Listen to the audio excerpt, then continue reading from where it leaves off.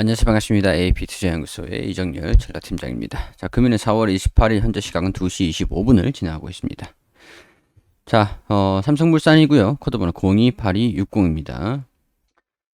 자, 삼성물산 최근에 굉장히 삼성전자, 삼성그룹의 상속세 관련돼 가지고 굉장히 핫한 그런 상황이에요. 문제는 삼성생명이냐, 삼성전자냐, 삼성 SDS냐, 삼성물산이냐. 그런 부분들이 굉장히 중요하게 적용이 될 전망입니다. 자, 일단은 지분에 대한 부분들은 먼저 짚고 넘어가야 이 기업에 대해서, 이 이슈에 대해서 이해를 할 수가 있겠죠. 삼성물산이 이재용 부회장이 17% 지분을 가지고 있고 그 외 총수 일가가 14%, 그렇기 때문에 삼성물산을 총수 일가가 지배를 하고 있다라고 하는 부분들이 되고, 삼성물산이 삼성생명의 19%의 지분을 가지고 있으면서 삼성생명을 지배를 하면서 삼성전자를 우회해서 지배를 하고 있는 그런 지분의 행사를 하고 있다. 그리고 5% 정도는 삼성물산이 직접적인 지분을 가지고 있다. 그렇기 때문에 이거 합하면 결국엔 13% 정도 가량이 되는 부분들이 되겠죠. 그리고 이재용 부회장이 삼성전자에 대해서 0.7%를 가지고 있는데, 이재용 부회장이 가지고 있는 거는 일단 0.7%입니다. 1%가 채 안 되죠, 일단.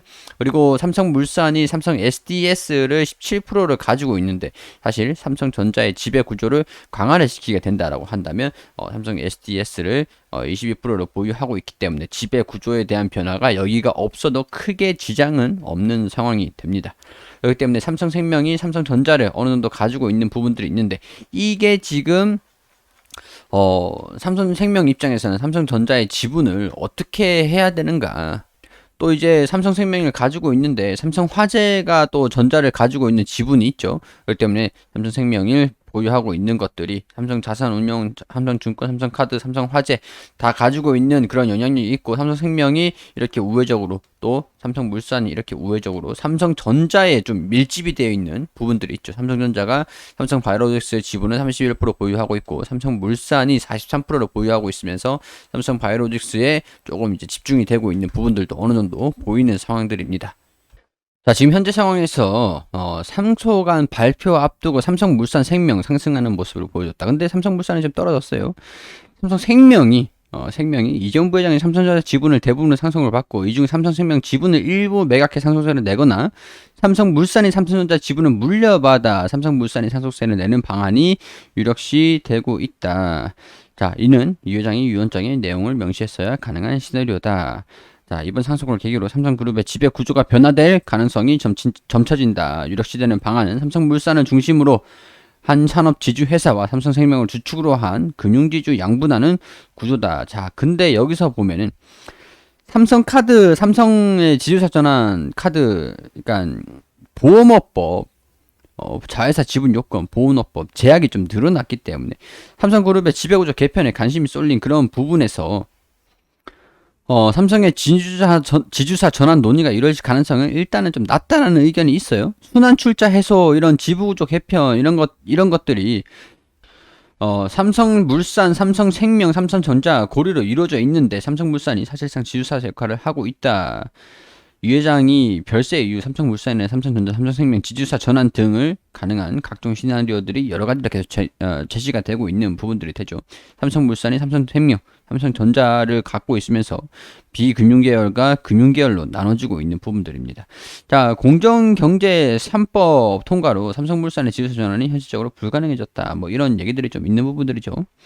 삼성생명도 뭐 그렇습니다. 뭐 사실 삼성생명법이라고 불리는 보험업법 개정안에 국회에서 거론된 바 있는데, 일단 통과되지 않았으나 규제 리스크는 있기 때문에 삼성생명 같은 경우에서 삼성전자에 그래요, 보험업법 개정안 처리가 어떻게 되냐에 따라서 삼성물산이 되냐 삼성생명이 되냐, 그런 부분에서도 좀 중요하게 적용이 될 수 있을 것 같다는 생각이 듭니다.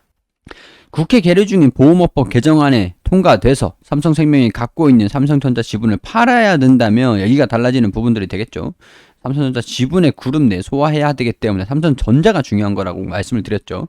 지주사 전환이 유력한 카드로 다시 떠오를 수 있다. 삼성전자를 인적 분할한 뒤 투자회사는 삼성생명으로부터 삼성전자 산업회사의 지분을 인수를 하고, 삼성생명은 분리를 한다. 그래요. 일단은 이 부회장이 경영승계 포기를 선언한 다음에 전문 경영인 체제를 안착시키는 과정에서도 지주사가 전문 경영인 중심의 컨트롤 타워 역할을 할 수 있는 지적도. 그러니까 무슨 얘기냐? 삼성생명법으로 삼성물산을 하자니 삼성물산에 대한 부분들이 지주회사의 자회사 지분율 요건이 좀 까다로워지면서 현실적으로 조금 힘들어진 부분들이 있죠. 삼성물산이 지주사로 전환이 되려면 공정거래법에 따라서 삼성전자 주식을 30% 확보해야 하는데 여기에 수십조 원이 들어가기 때문에 이런 것들이 물산이 삼성전자를 지주회사로 전환을 해가지고 하려고 하니 삼성전자에 대한 지분율이 좀 문제가 되는 부분들이고 삼성생명을 하자니 삼성생명법 뭐 이렇게 해가지고 보험업법이 개정안이 통과돼서 통과돼 버린다고 한다면 삼성생명이 갖고 있는 삼성전자 지분을 팔아야 되기 때문에 이런 부분에서 삼성전자 가지고 있는 이 8%, 5% 이런 것들이 다 문제가 되는 것들이 되겠죠. 그렇기 때문에 삼성 SDS를 제가 말씀드렸던 게 삼성 SDS를 삼성물산을 강화를 시킨다고 하면은 뭐 굳이 따로 가지고 있을 필요는 없어요. 삼성전자만 가지고 있는 부분들이 되면은. 자, 그러면 여기 삼성생명의 지분을 가지고 있는 걸 오고 상속을 삼성물산이 받을 수 있을 가능성들도 어느 정도 돼 있는 부분들이 됐죠. 삼성생명이 삼성전자의 지분을 어떻게 하느냐, 이 부분을 어떻게 하느냐, 여기. 그리고 삼성물산이 강화를 시켜서 30%까지 확대를 하느냐. 그런 부분들이 좀 중요하게 적용이 될 것 같다라는 생각이 듭니다. 삼성물산의 상속을 받아가지고 삼성물산이 이 지주사로 전환을 하고 뭐 그런 부분들도 삼성생명이냐, 삼성물산이냐, 삼성생명법, 보험업법 이거나 공정거래법 이거냐. 이 SDS 지분을 어떻게 하냐 그런 부분들이 중요하게 적용이 되고 있는 것들이라고 볼 수 있겠죠. 삼성전자는 이재용에게 삼성생명은 가족 분할을 거론을 하고 있다. 자, 유산 처리 방안을 발표를 하면서도 핵심인 이 회장의 계열사 보유 지분 배분 방안은 유보를 했다, 넘겼다라고 하죠. 이재용 부회장의 핵심 계열사인 삼성전자와 삼성생명, 삼성물산 등에 대한 지배구조를 공고하는 방향으로 보유 지분 배분이 이루어질 것으로 보고 있는데, 자, 일단 핵심적인 부분들은 이 과정에서 이 회장의 삼성전자 주식을 이 부회장에게 넘기고 삼성생명 지분을 가족 4명이 나눠 갖는 방안이 거론이 된다. 삼성은 크게 이 회장, 삼성물산, 삼성생명, 삼성전자로 이어지는 구조를 갖고 있는데 일단은 삼성생명의 지분을 분할하지 않고 공동 보유하겠다고 신고한 것을 두고 신고를 했죠. 상속인 간 분할 협의가 끝나지 않은 게 아니냐 이런 관측도 나와주고 있다. 삼성 19조 지분 배분 공개 왜 미뤘나 아직까지 결정이 된 건 아닌 것 같다라는 그런 생각이 좀 들고 있는데 일단은 이정 부회장에 대한 부분들이 지배력이 좀 삼성전자에 대한 지배력을 일단 강화를 미치는 것 중에서 결정이 좀 될 것 같아요. 그게 삼성물산이냐 이정 부회장이 직접 받느냐 아니면 직접 받고 삼성물산이나 삼성생명에 배당을 받는 걸로 납부를 하느냐 그런 부분이 될 것 같습니다. 자, 어떻게 배분이 될까? 이게 지금 세간에 정말 좀 이제 관심이 뚜렷한 그런 상황들이고요. 배당금 대출 이런 것들로 상속세를 낼 것으로 예상이 된다. 일단은 어떻게 될지는 봐야 되는 부분들이 되겠죠. 지분 정리, 이건희 상속 발표에 빠진 지분 정리, 이재용 부회장의 부재 때문이냐. 그런 부분들이 좀 있기도 합니다. 가족끼리 일단 이견은 없다라고 얘기를 하는 부분들인데 지분정리 합의는 마무리된 것으로 안다. 오늘은 고인재산의 사회 환원에 초점을 맞추고 지분 관련 내용은 적당한 시점으로 따로 발표할 것으로 보인다. 이게 지금 발표가 오늘이 될 거다라고 기대했던 부분들인데 발표가 되지 않았죠. 그렇기 때문에 살짝 차익 실현 메모들이 좀 나와주고 있는 부분들이라고 확인할 수 있는 부분들이 되겠죠. 자, 추후에라도 발표가 될 것으로 보입니다. 이 발표에 따라서 삼성생명이냐, 그리고 삼성 SDS는 방향이 어떻게 될 것이냐, 그리고 삼성물산, 삼성전자도 그렇고, 큰 이슈를 앞두고 숨고르기를 보여주는 그런 모습을 보여주고 있죠. 여기 발표 여부에 따라서 결과에 따라서 방향성이 많이 달라질 수 있는 부분들이라고 봅니다. 자, 이런 부분들 체크를 하시고 아직까지 결정이 안 됐, 발표는 안 했으니까 발표할 때까지 좀 기다려 봐야 되겠죠. 그리고 우리 김용재 소장님께서 매일매일 무료로 종목을 추천해드리고 있습니다. 검색창에 AP투자연구소라고 검색하셔서 상단에 홈페이지로 들어오게 되시면 여기 2021년 무료 추천 종목이라는 게시판으로 들어오시게 되셔서 아래로 쭉 내려가 보시면 매일매일 소장님께서 종목을 추천드린 이런 게시판들이 확인이 되시죠.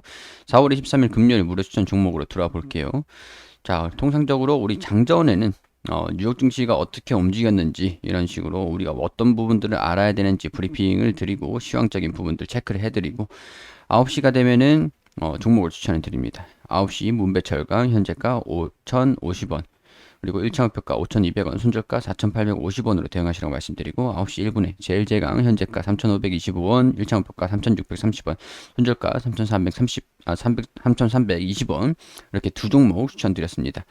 그리고 추천드리고 문배철강 1차 목표가 돌파해서 추가 상승하고 있다 이렇게 차트를 통해서 호가창 이렇게 보여드리면서 설명을 드리고 자, 두 종목 추천해서 한 종목 수익, 한 종목 보유 중입니다. 문배철강, 제일제강 같은 경우에서는 쭉 내려와 보시면 종목 정산을 결산을 하는 매일매일 결산을 하는데 문배철강 12% 정도 상승을 하고 추천가 대비 1.79% 정도 상승을 하고 제일제강 같은 경우에서는 수익률이 조금 약했네요. 자, 매일매일 추천을 드린 종목들을 결산을 한 게 여기 표로 다 이게 공개를 해드리고 있습니다.